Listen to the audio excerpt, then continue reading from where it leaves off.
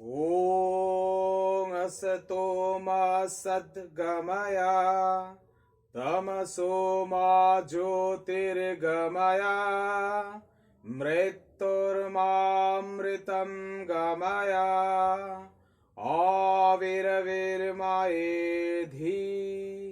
জয় গুরু। আজকে আমাদের আলোচ্য বিষয় মেঘদূত। মেঘদূত সব ধরনের সংস্কৃত নিয়োগ পরীক্ষার ক্ষেত্রে খুবই ইম্পর্টেন্ট। নেট বলো, সেট বলো, SSL, ST, তারপরে বিহার স্টেট, সব ক্ষেত্রেই কিন্তু আমাদের এই মেঘদূত থেকে কোশ্চেন হয়। তো চলো আজকে আমরা জেনে নেব মেঘদূত। মেঘদূত জানার আগে আমরা জানবো মেঘদূত কোন শ্রেণীর কাব্য। দেখো, সাধারণত আমরা জানি যে কাব্য দুই প্রকার হয়। যে কাব্য দেখা যায় তাকে বলা হয় দৃশ্যকাব্য, আর যে কাব্য শোনা যায় তাকে বলা হয় শ্রব্য কাব্য। এই শ্রব্য কাব্যের মধ্যে আমরা তিনটা ভাগ পাই। কি? একটা হচ্ছে গদ্য, আর একটা হচ্ছে পদ্য, আর একটা হচ্ছে চম্পু। তোমরা জানো গদ্যের আকারে লেখা কাব্য গদ্য কাব্য, আর হচ্ছে পদ্যের আকারে লেখা কাব্য পদ্য কাব্য, এবং গদ্য পদ্য দুটো মিশিয়ে যে কাব্য রচিত হয় তাকে বলা হয় চম্পু কাব্য। এই পদ্য কাব্যের আবার আমরা দুটো ভাগ দেখতে পাই। কি কি? পদ্য কাব্যের একটা ভাগ হচ্ছে মহাকাব্য। মহাকাব্যের লক্ষণ হচ্ছে স্বর্গবন্ধ মহাকাব্য, মহাকাব্যে স্বর্গ থাকবে। আর একটা রয়েছে যেটাকে বলা হচ্ছে খণ্ডকাব্য। খণ্ড কাব্য, খণ্ডকাব্যকে আবার গীতিকাব্যও বলা হয়।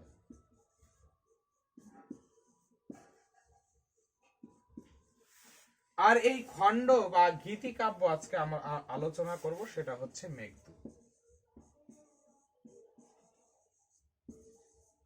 তাহলে আমরা জানলাম মেঘদূত দেখো কিভাবে আসছে, যে কাব্য হচ্ছে দুই প্রকার। একটা হচ্ছে দৃশ্যকাব্য, সেটা দেখা যাবে, অর্থাৎ নাটক হচ্ছে দৃশ্যকাব্য। নাটককে রূপক বলা হয়। এটা আবার রূপক 10 প্রকার, উপরূপক 18 প্রকার, সেগুলো রয়েছে। এবার শ্রব্য কাব্য। শ্রব্য কাব্যর 3 ধরনের রচনা দেখা যায়। একটা হচ্ছে গদ্য, একটা হচ্ছে পদ্য, আর একটা হচ্ছে চম্পু। এই পদ্য আবার দুই রকম। পদ্য মহাকাব্যেও দেখা যায়, আবার খণ্ডকাব্যেও কিন্তু আমাদের পদ্য রয়েছে। আর এই পদ্যকে দুটো ভাগে ভাগ করা হচ্ছে, একটা মহাকাব্য আর একটা খণ্ডকাব্য। মহাকাব্যের লক্ষণ হচ্ছে স্বর্গবন্ধ মহাকাব্য। মহাকাব্যে কি থাকবে? স্বর্গ থাকবে। এই ধরনের প্রশ্ন হয়েই থাকে যে স্বর্গে বিভক্ত হয় কোন কাব্য, সেটা হচ্ছে মহাকাব্য। আর পদ্মে লেখা আর একটা কাব্য হচ্ছে খণ্ডকাব্য বা গীতিকাব্য। আর এই গীতিকাব্য হচ্ছে মেঘদূত। এই মেঘদূত নিয়ে আমরা আজকে আলোচনা করব। তাহলে যদি বলা হয় মেঘদূত কিসে রচনা করা হয়েছে, না এটা পদ্মে রচনা করা হয়েছে। আর পদ্ম মানে হচ্ছে কি? শ্লোক। এর মধ্যে কি রয়েছে? শ্লোকের রচনা রয়েছে। মেঘদূতের শ্লোক নিয়েও খুব ইম্পর্টেন্ট একটা জায়গা, এটা পরীক্ষায় দেয়, সেটাও আলোচনা করব।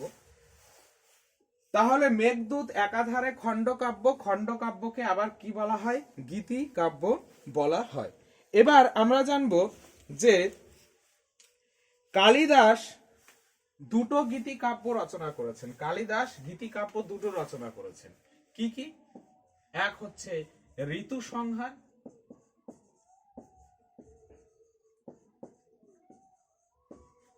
আর একটা হচ্ছে মেঘদূত।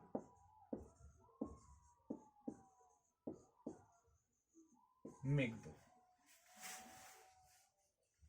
তাহলে কালিদাসের লেখা গীতিকাব্যের সংখ্যা কয়টি? না দুটি। একটা হচ্ছে ঋতু সংহার, অপরটি হচ্ছে মেঘদূত। এবার যদি বলা হয় কোন গীতিকাব্য কালিদাস প্রথম রচনা করেছেন, তাহলে প্রথম রচনা করেছেন কোনটা? সেটা হচ্ছে ঋতু সংহার। এটা হচ্ছে প্রথম রচনা, প্রথম গীতিকাব্য। আর মেঘদূত হচ্ছে তারপরে মেঘদূত রচনা করেছেন, তবে মেঘদূত হচ্ছে শ্রেষ্ঠ গীতিকাব্য। শ্রেষ্ঠ গীতিকাব্য। তাহলে কালিদাসের শ্রেষ্ঠ গীতিকাব্যের নাম কি? সেটা হচ্ছে মেঘদূত। মেঘদূত প্রথমে লিখেছেন ঋতু সংহার, তারপরে লিখেছেন মেঘদূত। এই প্রশ্ন, এই জিনিসগুলো কিন্তু আমাদের মনে রাখতে হবে। আচ্ছা, এইভাবে আমরা মেঘদূত জানি। তাহলে এবার চলো এই মেঘদূত কাব্যটিকে আরো বিভিন্ন নামে নামাঙ্কিত করা হয়েছে, সেগুলো আমরা একবার জেনে নিই। এই মেঘদূতের যে বিষয়বস্তু, সেই মেঘদূতের বিষয়বস্তুতে আমরা দেখব যে কোন এক যক্ষ তার প্রভুর আদেশে অভিশপ্ত হয়ে সে অলকা নগরী থেকে মত্তে রামগিরি পর্বতে অভিশপ্ত জীবন কাটাচ্ছে, এবং অভিশাপের 8 মাস অতিক্রান্ত হওয়ার পর আষাঢ় মাসের প্রথম দিনে তিনি আকাশে একখণ্ড মেঘ দেখতে পান, এবং সেই মেঘকে তিনি দূত হিসেবে নিয়োগ করেন এবং তাকে অলকাপুরী অর্থাৎ যেখানে তার স্ত্রী রয়েছে সেখানে পাঠার জন্য তাকে পথ নির্দেশ করেন। তো এই মেঘদূত, দেখো মেঘদূতে তাহলে কি রয়েছে? দূত রয়েছে। মেঘকে দূত রূপে ঘটনা করার, মেঘকে দূত রূপে কল্পনা করা হয়েছে। তার জন্য মেঘদূতের অপর নাম হচ্ছে দূতকাব্য, এটাকে বলা হয় দূতকাব্য। আর এখানে আরেকটা বিষয় দেখব যে মেঘকে দূত রূপে কল্পনা করেছেন। দূতের কাজ কি? দূতের কাজ হচ্ছে সংবাদ আদান প্রদান করা। তাহলে এখানে মেঘ কি করে করা হয়েছে? তাকে বার্তা বাহক রূপে বা সন্দেশ পাঠানোর জন্য তাকে দূত রূপে কল্পনা করা হয়েছে, তাই একে সন্দেশ কাব্য বলে। সন্দেশ কাব্য।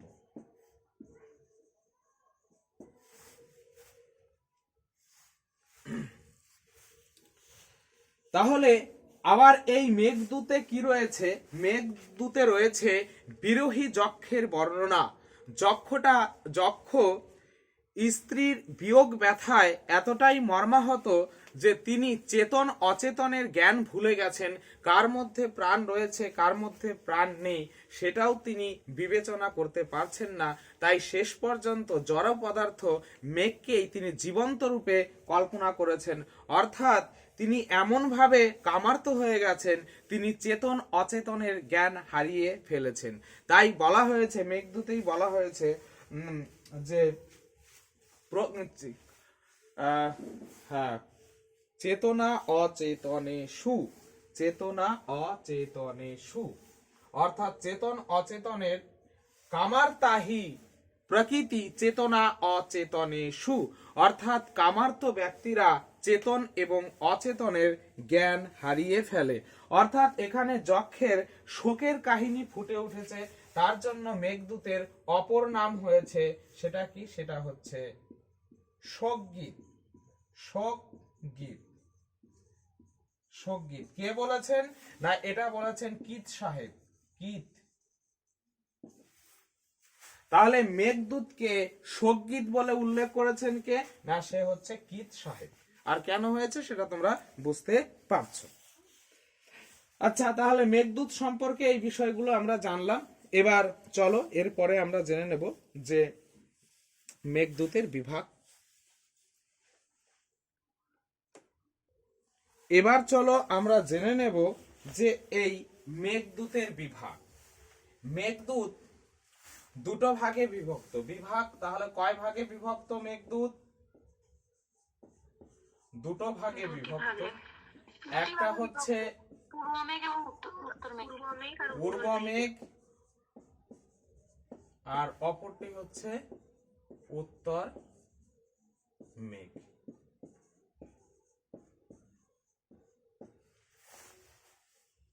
মেঘদূত দুটো ভাগে বিভক্ত, একটা হচ্ছে পূর্ব মেঘ আর একটা হচ্ছে উত্তর মেঘ। পূর্ব মেঘের শ্লোক সংখ্যা হচ্ছে 63 আর উত্তর মেঘের শ্লোক সংখ্যা হচ্ছে 52, অর্থাৎ 115টা শ্লোক রয়েছে টোটাল মেঘদূতে। আমি এখানে বিতর্ক রয়েছে, যে বিতর্কটা সেটা আগে পরে বলছি। এইটা তোমরা ভালো করে জানো, মেঘদূত পূর্ব মেঘ উত্তর মেঘ দুটো ভাগে বিভক্ত। পূর্ব মেঘে রয়েছে 63টি শ্লোক, উত্তর মেঘে রয়েছে 52 শ্লোক, অর্থাৎ 115টি শ্লোক। এবার চলে আসো এই মেঘদূতের সর্বাধিক প্রাচীনতম এবং প্রসিদ্ধ টিকাকার, যার নাম হচ্ছে মল্লিনাথ। মল্লিনাথ তিনি মেঘদূতের একটা টিকা রচনা করেছেন, যার নাম হচ্ছে সঞ্জীবনী। সঞ্জীবনী। এই সঞ্জীবনী টিকায় তিনি মেঘদূতের শ্লোক সংখ্যা বলেছেন 121টি, অর্থাৎ 6টি শ্লোক এক্সট্রা। সেটা তিনি কি করেছেন, এই যে উত্তর মেঘের সাথে তিনি 6টি শ্লোক অ্যাড করেছেন, 6টি শ্লোকের এক্সট্রা ব্যাখ্যা রয়েছে। আর এই মল্লিনাথই বলেছেন যে এই 6টি শ্লোক হচ্ছে প্রক্ষিপ্ত, অর্থাৎ কালিদাসের রচনা নয়, পরবর্তীকালে সংযোজিত হয়েছে। এটা কিন্তু মল্লিনাথ নিজেই উল্লেখ করেছেন। তাহলে এখানে নিয়ে যে আমাদের সমস্যাটা তৈরি হয় মেঘদূত নিয়ে, আর সমস্যাটা থাকবে না। দুটো ভাগে বিভক্ত, পূর্ব মেঘ উত্তর মেঘ, 63-52, এটাই আমরা মনে রাখবো 63-52। কিন্তু মল্লিনাথ কি করলো, উত্তর মেঘে আরো 6টি শ্লোকের তিনি ব্যাখ্যা করেছেন। তার মতে মেঘদূতের শ্লোক সংখ্যা 121টি, অনলি ফর মল্লিনাথের মতে। আর তিনি উল্লেখ করেছেন যে উত্তর মেঘে 6টি যে শ্লোক রয়েছে সেটা হচ্ছে প্রক্ষিপ্ত অংশ, অর্থাৎ সেটা কালিদাসের রচনা নয়। এই হচ্ছে বিষয়। তাহলে এটা নিয়ে আর কারো কোনো সমস্যা নেই। আচ্ছা, তাহলে এর সাথে সাথে জানবো যে মল্লিনাথ তাহলে মেঘদূতের একটা টিকা রচনা করেছেন, যার নাম হচ্ছে সঞ্জীবনী টিকা। এটা হচ্ছে প্রসিদ্ধ এবং সর্বপ্রাচীন। প্রসিদ্ধ মানে সব থেকে ফেমাস এবং সব থেকে প্রাচীনতম। এটা পরীক্ষায় দেওয়া হয়। মেঘদূতের উপর মল্লিনাথের লেখা টিকাটির নাম কি? আচ্ছা, এবার দেখো এত আলোচনা করছি, এবার আমাদের জানা দরকার যে এই মেঘদূতের উৎস কি। মেঘদূতের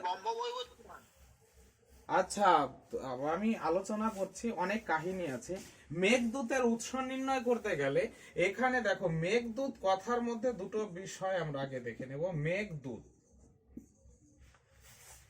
মেঘদূতের যদি বলো কাহিনী, কাহিনী কোথা থেকে নেওয়া হয়েছে না, কাহিনীটা রয়েছে ব্রহ্ম বৈবর্ত পুরাণ।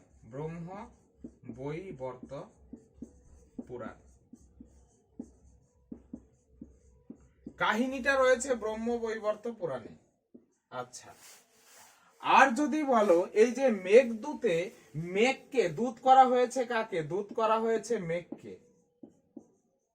মেঘকে দূত রূপে নিয়োগ করা হয়েছে। এই দূতটা নির্বাচন করেছেন সেটা হচ্ছে বাল্মীকিও রামায়ণ।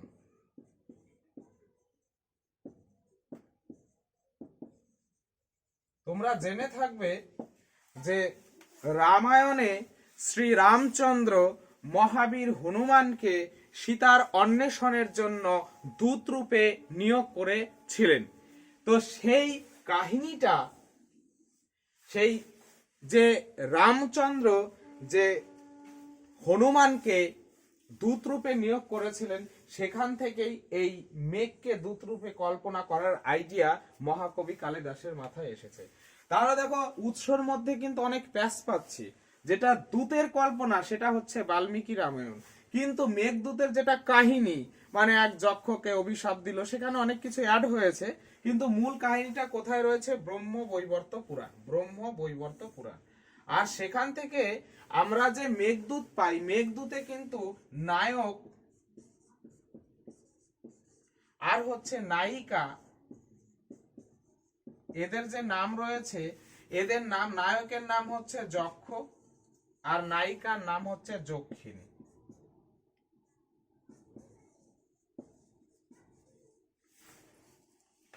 নায়ক নায়িকার নাম কি? যক্ষ আর যক্ষিণী। তবে এখানে একটা আরেকটা কাহিনী রয়েছে। এই যে যক্ষ যে নায়ক, এর কিন্তু নাম রয়েছে। এই নামটা কোথায় পাবো? এই নামটা আমরা পাবো ব্রহ্ম বৈবর্ত পুরাণে। সেই রকমও নায়িকারও নাম রয়েছে, সেটা কোথায় পাবো? না সেই নামটা পাবো ব্রহ্ম বৈবর্ত পুরাণে। কিন্তু মেঘদূতে কিন্তু নায়ক নায়িকার আর অন্য নাম নেই। এবার এই নামটা জেনে নিতে হবে, যেটা পরীক্ষার জন্য খুব গুরুত্বপূর্ণ। তাহলে যক্ষেরও নাম জানবো, যক্ষিণীরই নাম জানবো। এবার বলো, তোমাদের যদি জানা থাকে এবার বলো। হেমমালি হবে যক্ষের নাম, আর যক্ষিণীর নাম হলো বিশালাক্ষী। হেমমালি,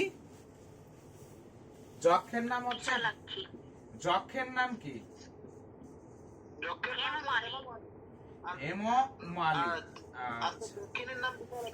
আর যক্ষিণীর নাম বিশালাক্ষী। বিশাল অক্ষিণী ইব যস্যা সা স ইব বিশালাক্ষী।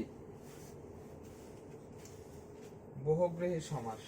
তো যাই হোক, তাহলে এইগুলো কিন্তু খুবই গুরুত্বপূর্ণ, প্রত্যেকটা জায়গা গুরুত্বপূর্ণ, একটা জায়গা আমাদের ছাড়লে চলবে না। আচ্ছা, মেঘদূতের কাহিনী কোথার থেকে নেওয়া হয়েছে? ব্রহ্ম বৈবর্ত পুরাণ। মেঘদূতে মেঘকে যে দূত রূপে কল্পনা করা হয়েছে সেটার উৎস কি? বাল্মীকি ও রামায়ণ। আচ্ছা, মেঘদূতের যে যক্ষের যে নাম, যক্ষের যদি নাম বলে তাহলে বলবো হেমমালি, যক্ষিণীর নাম বিশালাক্ষী। তার সাথে এটাও জেনে নেব যে হেমমালি যে যক্ষ ছিল, যক্ষের নাম ছিল হেমমালি, সে কোন শ্রেণীর নায়ক? আমরা জানি নায়ক হচ্ছে 4 শ্রেণীর। তো এইখানে হেমমালি হচ্ছে ধীরোদাত্ত, ধীরোদাত্ত শ্রেণীর নায়ক।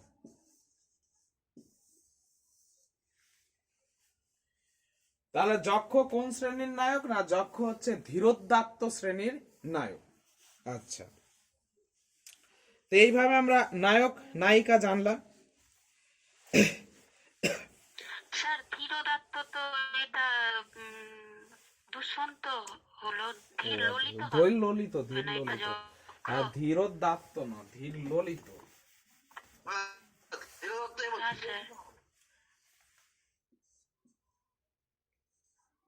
ধীর, আরে ধীরোদাত্ত নায়ক তো হচ্ছে ইয়ে করবে, তার শক্তি সামর্থ্যের একটা প্রদর্শন থাকবে, কিন্তু এখানে আমরা কি যক্ষের সেরকম তো দেখতে পাই না। তিনি হচ্ছে ধীর ললিত শ্রেণীর নায়ক, সে করুণ রসের মধ্যেই আবদ্ধ রয়েছে। ধীর ললিত, ভালো কথা বলেছ। তাহলে হেমমালি হচ্ছে ধীর ললিত শ্রেণীর নায়ক। আচ্ছা, এবার চলো তারপরে আমরা হ্যাঁ আর একটা জিনিস, তবে মেঘদূতের যে উৎসগুলো আমরা জানলাম, যেমন ব্রহ্ম বৈবর্ত পুরাণ, তারপরে আমরা জানলাম যে হচ্ছে বাল্মীকি ও রামায়ণ, তার সাথে সাথে আর একটা কথা মনে রাখতে হবে, কল্পনা প্রসূত, কল্পনা প্রসূত। আর তোমাদের উৎস চাইলে এই অপশনগুলো একসাথে দেবে না, তিনটার মধ্যে যে কোনো একটা দেবে। মেঘদূত কিন্তু কল্পনা প্রসূত, কাহিনীটা সেখানে নেওয়া হলেও কবি তার আপন মনের মাধুরী মিশায়ে তোমারে করেছি রচনা। এই মেঘদূত কবি তার আপন মনের মাধুর্য মিশায়ে কিন্তু তিনি রচনা করেছেন, তাই এটা হচ্ছে কল্পনা প্রসূত। এবার চলে যাও, এই বিষয়গুলো খুব ইম্পর্টেন্ট, যে মেঘদূতের ছন্দ বলো, কোন ছন্দে রচিত? ছন্দ বলো। তারপরে রস, মেঘদূত কোন ছন্দে রচিত? না সেটা হচ্ছে মন্দাক্রান্তা ছন্দে রচিত।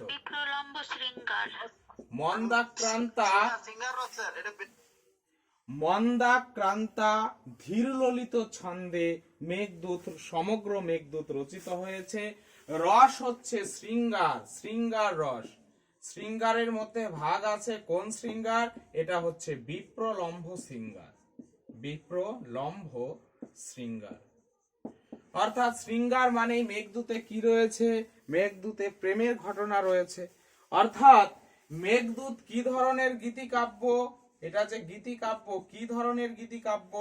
না, মেঘদূত হচ্ছে প্রেমমূলক গীতিকাব্য, প্রেমমূলক গীতিকাব্য। গীতিকাব্য দুই ধরনের হয়ে থাকে, একটা হচ্ছে প্রেমমূলক গীতিকাব্য, আর একটা হচ্ছে ভক্তিমূলক গীতিকাব্য। প্রেমমূলক গীতিকাব্য হচ্ছে মেঘদূত, আর ভক্তিমূলক গীতিকাব্য কোনটা? না সেটা হচ্ছে জয়দেবের গীত গোবিন্দ। গোবিন্দ।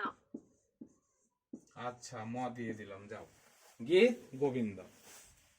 তো এই হচ্ছে দুই শ্রেণীর গীতিকাব্য।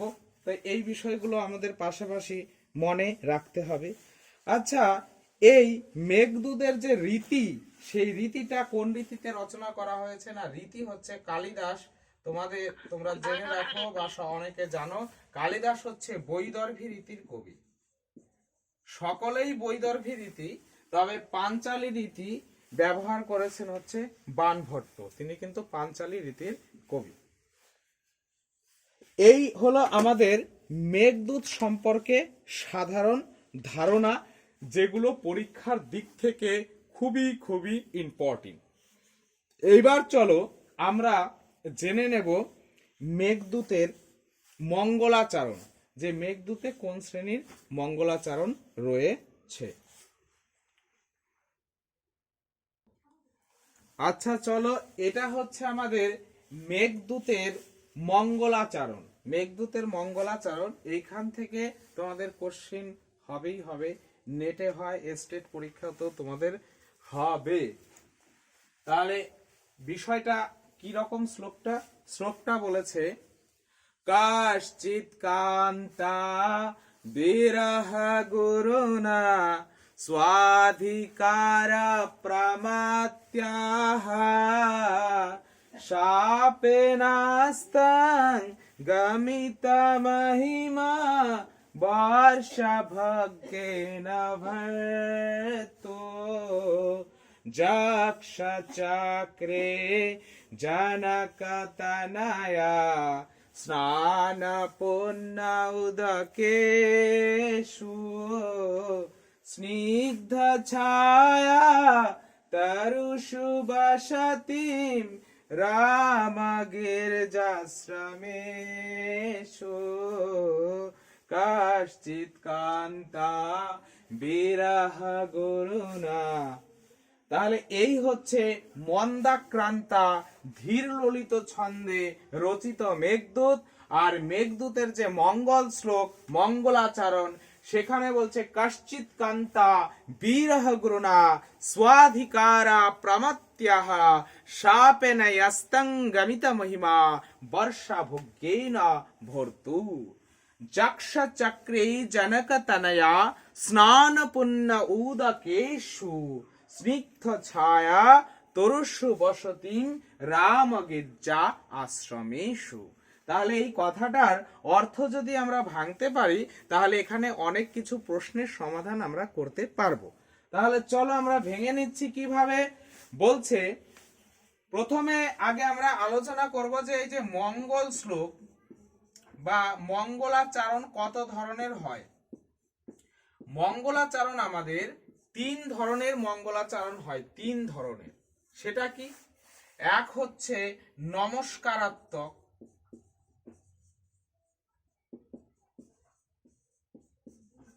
2 আশীর্বাদাত্মক,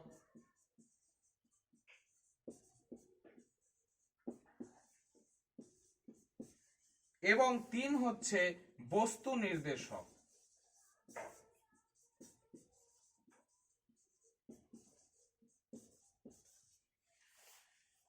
যে মঙ্গলাচরণে নমস্কারের কথা উল্লেখ থাকবে, শিব ঠাকুরকে নমস্কার বা ব্রহ্মাকে বা বিষ্ণুকে যাকেই বলো, যদি নমস্কার কথাটা উল্লেখ থাকে, নমস্কার বোঝায়, তাহলে সেই ধরনের মঙ্গলাচরণকে বলে নমস্কারাত্মক মঙ্গলাচরণ। যেই মঙ্গলাচরণে দেবদেবীর কাছে আশীর্বাদ প্রার্থনা করা হয়, সেটা হচ্ছে আশীর্বাদাত্মক মঙ্গলাচরণ। আর যেই মঙ্গলাচরণে বিষয়বস্তুর ইঙ্গিত থাকে তাকে বলা হয় বস্তু নির্দেশক মঙ্গলাচরণ। এইবার মেঘদূতের যে মঙ্গলাচরণ, সেটা আমরা অর্থ যদি আমরা জানি, বিষয়টা যদি বুঝতে পারি, তাহলে অটোমেটিক ভাবে বুঝতে পারবো এটা কোন ধরনের মঙ্গলাচরণ। তো মঙ্গলাচরণ শ্লোকে লেখা হয়েছে। তো এখানে আমাদের প্রথমে জানতে হবে কর্তাকে, কর্তাপদ কোনটা, মঙ্গলাচরণের কর্তাপদ কোনটা, এভাবে প্রশ্ন হতে পারে, এবং ক্রিয়াপদ কোনটা। এবং শ্লোক কিভাবে তোমরা পড়বে, কিভাবে মানে বুঝবে, সেই বিষয়টা এখান থেকে যদি ঠিকঠাক শোনো তো সেইটা তোমরা আয়ত্ত করতে পারবে। তো মঙ্গল শ্লোকের কর্তা আছে এবং ক্রিয়া আছে। কর্তা ক্রিয়া ছাড়া তো বাক্য কখনোই হবে না। কর্তা হচ্ছে যক্ষ, যাক্সা, আর আমাদের যে ক্রিয়াপদ পাচ্ছি সেটা হচ্ছে চক্রে। ক্রিয়াপদ হচ্ছে কি আমাদের বসতিং চক্রে, বসতি চক্রে। এবার আমরা কিভাবে জানবো, দেখো 1 2 করে আমি নাম্বারিং করে দিয়েছি, তাতে আমাদের সুবিধা হবে। বলছে স্বাধিকারাৎ প্রমাত্যাহ, একে কি বলেছে, বলছে স্বাধিকারাৎ প্রমাত্যাহ। স্বাধিকারাৎ প্রমাত্য কথার অর্থ হচ্ছে নিজের কাজ ভুলে গিয়ে, নিজের কাজ ভুলে গিয়ে। স্বাধিকারাৎ প্রমাত্যাহ। কশ্চিৎ, কশ্চিৎ কথার অর্থ হচ্ছে কোন এক, কোন এক। এবার 3-এ চলে যাব আমরা। কোন এক কি যক্ষ। তাহলে নিজের নিজের কাজ ভুলে গিয়ে কোন এক যক্ষ। এবার 4-এ চলে যাও। কোন এক যক্ষ, 4 কোথায় রয়েছে, কান্তা বিরহ গুরুনা। কান্তা কথার অর্থ হচ্ছে স্ত্রী, আর বিরহ মানে বিরহ, স্ত্রীর কাছ থেকে বিরহ বা প্রেমিকের বিরহে দুঃসহ দুঃখ বা বেদনা অনুভব করছে। তাহলে কান্তা বিরহ গুরুনা কথার অর্থ হচ্ছে কান্তা মানে হচ্ছে স্ত্রী, তার বিরহ থেকে সে দুঃসহ যন্ত্রণা ভোগ করে চলেছে। 5, তারপরে 5-এ রয়েছে দেখো বর্ষ ভোগ্যেন। বর্ষ ভোগ্যেন এই শব্দের অর্থ হচ্ছে 1 বছর ধরে ভোগ করতে হবে। কতদিন ধরে ভোগ করতে হবে, 1 বছর। বর্ষ, বর্ষ ভোগ্যেন ভর্তু। ভর্তু কথার অর্থ হচ্ছে প্রভু। প্রভু, যক্ষের প্রভু কে ছিল, কুবের। তাহলে এখানে প্রভু মানে হচ্ছে কুবের। অর্থাৎ অর্থাৎ নিজের কর্তব্য কর্মে অবহেলা করার কোন এক যক্ষ কান্তা বিরহ গুরুনা, নিজের এক পত্নী বিরহ যন্ত্রণায় দুঃখিত হয়ে বর্ষা ভোগ্যেন 1 বছর বা বর্ষাভোগ্য বিরহের যে তার প্রভু ভর্তু মানে কুবের অভিশাপ দিয়েছে। কুবের অভিশাপ দিয়েছে কতদিনের, 1 বছরের। সাপেন, তারপরে চলে যাও। সাপেন কোথায় আছে, ভর্তু সাপেন। এই যে ভর্তু সাপেন, ভর্তু সাপেন গমিত মহিমা। তার যে মহিমা ছিল, তার যে যশ ছিল, সেই যশগুলো কি হয়ে গেছে, নষ্ট হয়ে গেছে। কার নষ্ট হয়ে গেছে, নষ্ট হয়ে গেছে হচ্ছে আমাদের যক্ষের। আচ্ছা, তারপরে বলেছে দেখো 8-এর পরে আমরা চলে যাব 9-এ। জনক তনয়া স্নান পুণ্য উদকেশু। জনক তনয়া, তোমরা প্রত্যেকে জানো জনক, রাজা জনক, আর তনয় মানে হচ্ছে তার কন্যা। জনকের কন্যা হচ্ছে মা সীতা দেবী। তো সেই সীতা দেবীর স্নান পুণ্য উদকেশু, তিনি রাম সীতা যখন বনবাস জীবন যাপন করছিলেন তখন তারা রামগিরি পর্বতে নিবাস করেছিলেন এবং সেখানে জনকতনয়া সীতা সেই জলাশয়ে তিনি স্নান করতেন। সেই তার স্নানে জলাশয়গুলো কি রয়েছে, স্নান পুণ্য উদকেশু, সীতার দ্বারা সেই স্নান করা জায়গা, সেই জলগুলো কি রয়েছে, পূর্ণ স্থান রূপে বিবেচিত হয়েছে। তো এই স্নান পুণ্য উদকেশু স্নিগ্ধ ছায়া তরুষু। স্নিগ্ধ ছায়া মানে শীতল ছায়া প্রদান করছে গাছগুলি। তাহলে জলাশয়গুলি যে ছিল, কেমন ছিল, জলাশয়গুলি ছিল জনক তনয়া সীতার স্নানের জলের দ্বারা পূর্ণ। এবং কেমন ছিল জলাশয়, স্নিগ্ধ ছায়াযুক্ত ছিল। স্নিগ্ধ ছায়া তরুষু, অর্থাৎ গাছেদের দ্বারা স্নিগ্ধ ছায়া যুক্ত ছিল। রাম গির্জা আশ্রমেশু, আর সেই রামগিরি পর্বতে অবস্থিত সেই আশ্রমে। বসতিং, বাস করত কে, বাস করত চক্রে, সেখানে সে বাস করে ছিল। অর্থাৎ স্বাধিকারাৎ প্রমাত্যাহ, সাধিকারাৎ প্রমাত্যাহ, নিজের কর্তব্যে অবহেলা করে কশ্চিৎ কোনো এক যক্ষ নিজের কর্তব্য কর্ম অবহেলা করে কোনো এক যক্ষ কি করলো, কান্তা বিরহ গ্রণা, পত্নীর দীর্ঘ বিয়োগ ব্যথায় বর্ষাভোগ্যেন ভর্তু, 1 বছরের বর্ষাভোগ্য বিরহের ভর্তু মানে কুবের, সাপেন মানে সাপের দ্বারা আস্তগমিত মহিমা, তার সমস্ত যশ নষ্ট হয়ে গেছে। সে এখন কি করছে, সে এখন জনক তনয়া স্নান পুণ্য উদকেশু, সেই জনক তনয়া সীতার দ্বারা স্নান করা জলাশয় এবং সেই জলাশয় গাছেদের ছায়াযুক্ত সেই রামগিরি পর্বতে সে বসতিং চক্রে বসবাস করছে।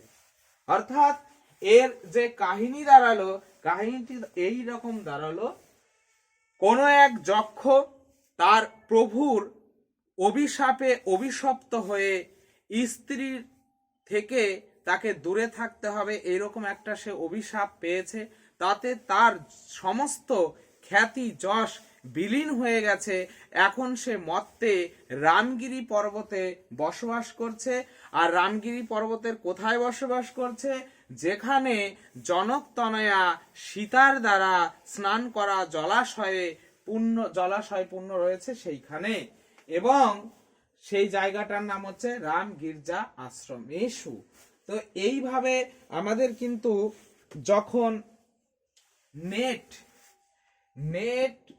অথবা এস্টেট এই ধরনের পরীক্ষা আমরা দেব, তখন কিন্তু এই ভিতর থেকে কোশ্চিন হবে কিছু গুরুত্বপূর্ণ শ্লোকাংশ থেকে। এখানে তাহলে আমরা জানলাম যক্ষকে কে অভিশাপ দিয়েছিল,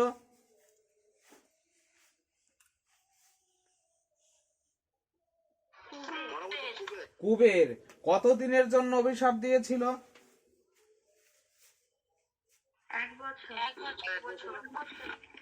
1 বছরের জন্য অভিশাপ দিয়েছিল। আচ্ছা, 1 বছর। আর অভিশপ্ত যক্ষ কোথায় নির্বাসিত হয়েছে,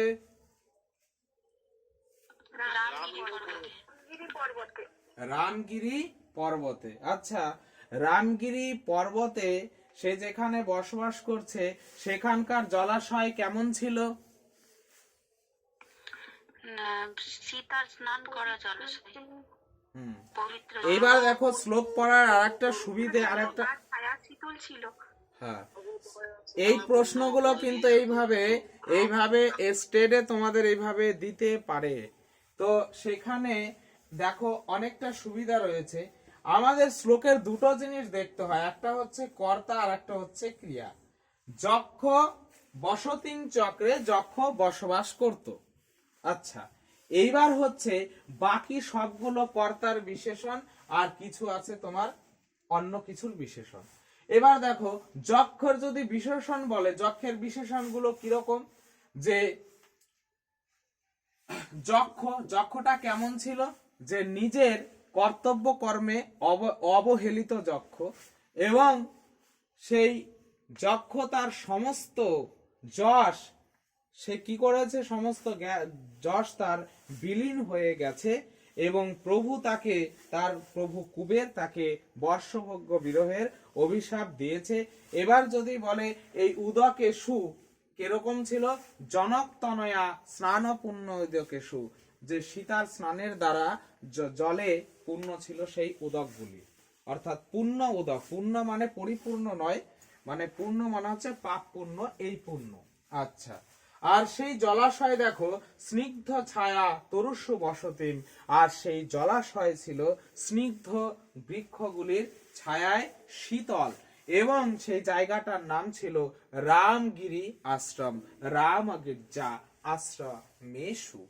এইবার দেখো তাহলে এবার বলো এখানে কোন ধরনের মঙ্গলাচরণ হয়েছে, নমস্কারাত্মক না আশীর্বাদাত্মক না বস্তু নির্দেশাত্মক? বস্তু নির্দেশক। বস্তু নির্দেশক হচ্ছে। দেখো এখানে কাউকে তো নমস্কার বোঝাচ্ছে না, কোনো আশীর্বাদও বোঝাচ্ছে না, বোঝাচ্ছে যেটা সেটা হচ্ছে অভিশাপ। তাহলে এটা তো হচ্ছেই না। আর দেখো বস্তুনের বিষয়বস্তুর ইঙ্গিত নেই এখানে, বিষয় মেঘদূতের বিষয়বস্তু তো তাই। এই হচ্ছে বিষয়। এইবার আমাদের সময় আছে কি? আচ্ছা চলো আমরা এর পাশাপাশি আমরা মেঘের যাত্রাপথটা তো অনেক বড় গো, সেটা তো অনেক টাইম লাগবে। আচ্ছা চলো সংক্ষেপে করে নিই। আচ্ছা চলো দেখো আমরা মোটামুটি ভাবে একটা মেঘের যাত্রাপথ অঙ্কন করেছি। মহাকবি কালিদাস তার মেঘদূত মহাকাব্যের যে দুটো ভাগ রয়েছে, একটা পূর্ব মেঘ আর একটা হচ্ছে উত্তর মেঘ। এই পূর্ব মেঘের বিষয়বস্তুতে রয়েছে মেঘের যাত্রাপথের বর্ণনা, পূর্ব মেঘে রয়েছে। তো সেই মেঘের যাত্রাপথ মোটামুটি আমরা একটা ম্যাপ অঙ্কন করেছি। এবার সেগুলো আমরা একে একে জানবো, যেগুলো পরীক্ষার দৃষ্টিকোণ থেকে গুরুত্বপূর্ণ সেগুলো মনে রাখবো। বিষয়টা 2-4 বার শুনলেও তোমাদের মনে থাকবে। দেখো তোমরা জানো যে এইখানে একটা বিষয় বলি, এই অলকাপুরী জায়গার অভাবে অলকাপুরীটা কিন্তু নিচে চলে আসছে। আমরা প্রথমেই জেনে নেব যে ধনপতি কুবের তার পদ্ম সরোবর রক্ষার জন্য তার অনুচর যক্ষকে চর রূপে নিযুক্ত করেন। কিন্তু নববিবাহিতা যক্ষ পত্নী প্রেমে জমে থাকায় তার কর্তব্যে অবহেলা ঘটে এবং হাতি এসে সেই পদ্ম সরোবর নষ্ট করে দেয়। ক্রুদ্ধ কুবের যক্ষকে বর্ষাভোগ্য বিরহের অভিশাপ দেয় এবং তার পত্নীর থেকে সে যাতে 1 বছর দূরে থাকে এর জন্য তাকে অলকাপুরী থেকে কোথায় নির্বাসন করা হয় না, রামগিরি পর্বতে নির্বাসন করা হয়। আর সেই রামগিরি পর্বতে সে অভিশাপের 8 মাস অতিক্রান্ত হয়েছে, আর মোটে 4 মাস বাকি রয়েছে। 8 মাস অতিক্রান্ত হওয়ার পর আষাঢ় মাসের প্রথম দিবসে, আষাঢ়স্যা প্রথম দিবসে, তিনি পর্বতের সানুদেশে একখণ্ড মেঘকে দেখতে পান। কে দেখতে পান? দেখতে পান যক্ষ।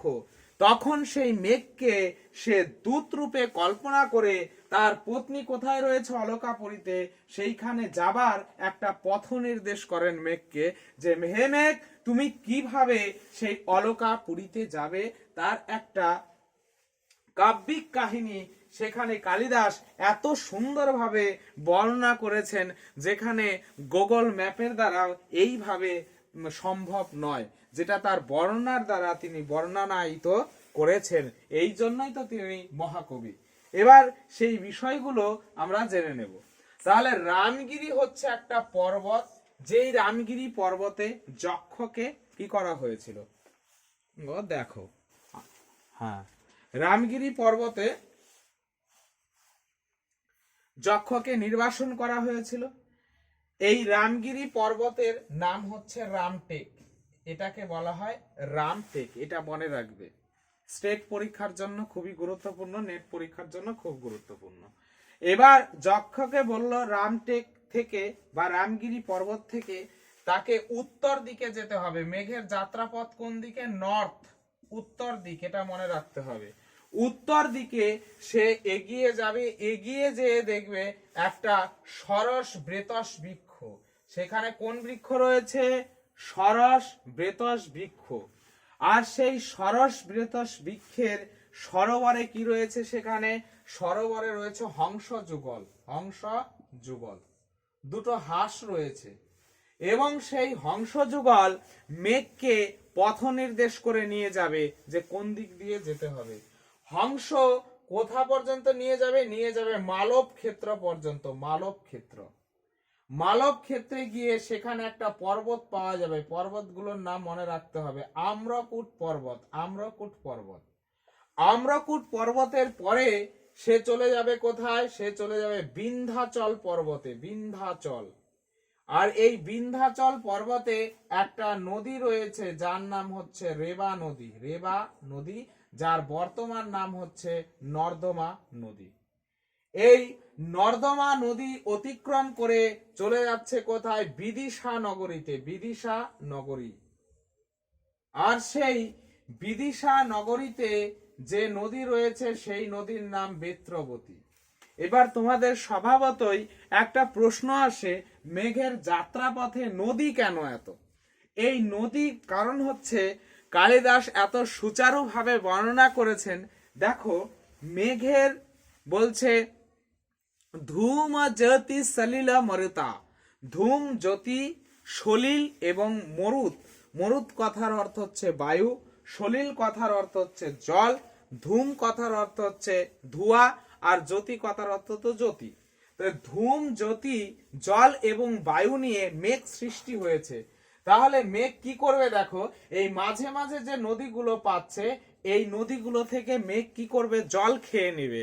যক্ষ বলেছে তুমি সেখানে বিশ্রাম করবে, সেই নদীতে গিয়ে তোমার পিপাসা চরিতার্থ করবে। অর্থাৎ সেখানে সেই নদীর জল অর্থাৎ জলীয় বাষ্প সে তৈরি করবে। সেই জলীয় বাষ্প আবার কোথায় চলে যাবে? পর্বতে চলে যাবে। আর পর্বতে গেলেই সেখানে আবার ঘনীভূত হবে, বৃষ্টি হবে। এইভাবে বারে বারে বেত্রবতী নদীতে গেল। এইখান থেকে বেত্রবতী নদী কোথায় অবস্থিত? বিদিশা নগরীতে অবস্থিত। রেবা নদী কোথায় অবস্থিত? বিন্ধ্যাচলে অবস্থিত। আচ্ছা, আম্রকুট পর্বত কোথায় অবস্থিত? সেটা মালব ক্ষেত্রে অবস্থিত। হংসযুগল কোথা পর্যন্ত নিয়ে আসে? মালব ক্ষেত্র পর্যন্ত নিয়ে আসে। বিদিশা নগরী আসার পর মেঘ চলে যাবে উজ্জয়িনী নগরীতে। উজ্জয়িনী নগরীতে আমরা দুটো নদী পাবো, একটা হচ্ছে সিন্ধু আর একটা হচ্ছে নির্বিন্ধা। সিন্ধু এবং নির্বিন্ধা এই দুটো নদী কিন্তু আমরা পাচ্ছি উজ্জয়িনীতে। তো সেখান থেকে আবার মেঘ জলীয় বাষ্প নেবে। তারপরে সেখান থেকে সে চলে যাবে অবন্তী নগরী। অবন্তী নগরীতে কি পাবে? অবন্তী নগরীতে পেয়ে যাবে হচ্ছে শিপ্রা নদী। শিপ্রা নদীর পরে চলে আসবে গম্ভীরা নদী। গম্ভীরা নদীর পরে চলে আসবে দেবগিরি। আর দেবগিরিতে কি করবে? বলছে দেবগিরিতে গিয়ে সেখানে শিবপুত্র স্কন্দরাজ চৌর্য শাস্ত্রের প্রবক্তা, সেটা হচ্ছে কার্তিক কিন্তু হচ্ছে চৌর্য শাস্ত্রের প্রবক্তা। আমাদের একটা পড়াও আছে উচ্চ মাধ্যমিকে, এই ধরনের আছে, স্কন্দরাজ নমস্তে অস্তু চর্য পাটবদেশিকা দস্যু দেব দ্বারমিদং বিবৃতং কৃপয়া করু। অর্থাৎ এই কার্তিক হচ্ছে স্কন্দরাজ, তাকে স্কন্দরাজ বলা হয়। আর তিনি চৌর্য শাস্ত্রের প্রবক্তা। অর্থাৎ এক কথায় চোরেদের গুরুদেব হচ্ছে এই কুমার কার্তিক। তো সেই দেবগিরি পর্বতে সেই কার্তিকের পুজো করে নেবে। কে বলছে? যক্ষ মেঘকে বলছে। সেখানে দেবগিরি পর্বতে পূজা পার্বণ শেষ করে তারপরে সেই পর্বত অতিক্রম করে যাবে চম্রণনতি নদী। আর সেই নদী অতিক্রম করার পরে চলে আসবে কুরুক্ষেত্রের পরে চলে আসবে সরস্বতী নদীর পরেই চলে আসবে কৈলাস পর্বত। আর সেই কৈলাস পর্বতে কে রয়েছে? কৈলাস পর্বতে আর কে থাকবে? রয়েছে মহাদেব, দেবাদিদেব মহাদেব। সেই মহাদেবের যে মাথায় যে চন্দ্র রয়েছে, সেই চন্দ্রের আলোকে শোভিত সেই অলকাপুরীতে তার স্ত্রী অপেক্ষা করছে। সেখানে গিয়ে তুমি বার্তা প্রেরণ করবে। এই ছিল আমাদের মেঘের যাত্রা পথ। এবার চলো প্রশ্নগুলো কিরকম হয়। রামগিরি পর্বতের বর্তমান নাম কি? রামটেক। আচ্ছা, হংস যুগলকে কোথায় দেখতে পাবে? সরস ব্রেতস বৃক্ষে, ওইখানে হংস যুগল থাকবে। হংস যুগল কি করবে? না মেঘকে পথ দেখিয়ে নিয়ে যাবে। কোথায় পর্যন্ত নিয়ে যাবে? মালব ক্ষেত্র পর্যন্ত নিয়ে যাবে। মালব ক্ষেত্রের পরে কি থাকবে? আম্রকুট পর্বত চলে আসলো। আম্রকুট পর্বতের পরে বিন্ধ্য পর্বত বা বিন্ধ্যাচল। সেই বিন্ধ্যাচলে কি রয়েছে? রেবা নদী, যার বর্তমান নাম হচ্ছে নর্দমা নদী। সেই নর্দমা নদী থেকে সে জলীয় বাষ্প নিয়ে কোথায় চলে যাবে? বিদিশা নগরীতে। বিদিশা নগরীতেও একটা নদী রয়েছে যার নাম হচ্ছে বেত্রবতী নদী। সেই বেত্রবতী নদী থেকে জলীয় বাষ্প নিয়ে সে চলে যাবে উজ্জয়িনীতে। উজ্জয়িনীতে আবার দুটো নদী পাবে, একটা হচ্ছে সিন্ধু আর একটা হচ্ছে নির্বিন্ধা। সিন্ধু এবং নির্বিন্ধা নদীর জল শোষণ করে মেঘ চলে যাবে অবন্তী নগরী। অবন্তী নগরী পার হয়ে সে চলে যাবে কোথায়? শিপ্রা নদীতে। শিপ্রা নদী থেকে জলীয় বাষ্প নিয়ে সে চলে যাবে গম্ভীরা নদীতে। গম্ভীরা নদী অতিক্রম করে চলে যাবে দেবগিরি পর্বতে। সেই দেবগিরি পর্বতে গিয়ে সে কি করবে? কুমার কার্তিকের পূজার্চনা সেরে সেখান থেকে চলে আসবে চম্রন নদীতে। চম্রন নদী অতিক্রম করার পর কুরুক্ষেত্রের পর সরস্বতী নদী, সেখানে রয়েছে সরস্বতী নদী অতিক্রম করার পর চলে আসবে কৈলাস পর্বত। আর সেই কৈলাস পর্বতে মহাদেব রয়েছে, আর তার মাথায় যে চন্দ্র রয়েছে, সেই চন্দ্রের আলোকে আলোকিত গগনচুম্বী অট্টালিকা অলকায় রয়েছে তার স্ত্রী, সে তার জন্য প্রতীক্ষা করবে। এই হচ্ছে আমাদের মোটামুটি ভাবে মেঘের যাত্রা পথ। বোঝা গেল বিষয়টা?